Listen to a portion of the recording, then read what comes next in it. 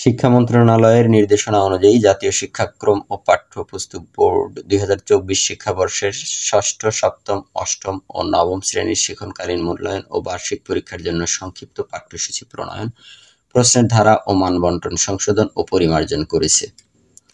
সাধারণ, মাদ্রাসা ও কারিগরি শিক্ষা ধারার মাধ্যমিক স্তরের সব শিক্ষা প্রতিষ্ঠানে ২০২৪ শিক্ষাবর্ষের ষষ্ঠ থেকে নবম শ্রেণীর শিক্ষণকালীন এবং বার্ষিক পরীক্ষা পরিমার্জিত মূল্যায়ন নির্দেশনার আলোকে অনুষ্ঠিত হবে। তবে মাদ্রাসা ও কারিগরি শিক্ষার বিশেষায়িত বিষয়গুলোর এবং দশম শ্রেণীর মূল্যায়ন কার্যক্রম আগের ধারাবাহিকতায় অনুষ্ঠিত হবে। সাধারণ নির্দেশনাগুলো হলো: ২০২৪ শিক্ষাবর্ষের ষষ্ঠ, সপ্তম, অষ্টম ও নবম শ্রেণীর শিক্ষণকালীন মূল্যায়ন ও বার্ষিক পরীক্ষা জাতীয় শিক্ষাক্রম ২০২২ সালের পাঠ্যপুস্তকের বিষয়বস্তুর ভিত্তিতে সম্পন্ন হবে।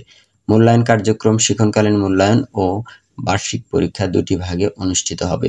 সংশ্লিষ্ট শিক্ষা প্রতিষ্ঠানগুলো নিজস্ব তত্ত্বাবধানে শিক্ষকদের দ্বারা শিক্ষণকালীন মূল্যায়ন কার্যক্রম পরিচালনা এবং এনসিটিবির দেওয়া প্রশ্নপত্রের নমুনা অনুসরণ করে বার্ষিক পরীক্ষার প্রশ্নপত্র প্রণয়ন করবেন। তবে কোনো ক্রমেই এনসিটিবির দেওয়া নমুনা প্রশ্নপত্র হুবহু ব্যবহার করা যাবে না। প্রণীত প্রশ্নের সাহায্যে নিজ নিজ শিক্ষা প্রতিষ্ঠানের শিক্ষার্থীদের ২০২৪ শিক্ষাবর্ষের বার্ষিক পরীক্ষা গ্রহণ করতে হবে। প্রতিটি বিষয়ের মূল্যায়ন কার্যক্রমের মোট নম্বর হবে ১০০। এর মধ্যে শিক্ষণকালীন মূল্যায়নের গুরুত্ব হবে ৩০% এবং পরীক্ষার গুরুত্ব হবে ৭০%।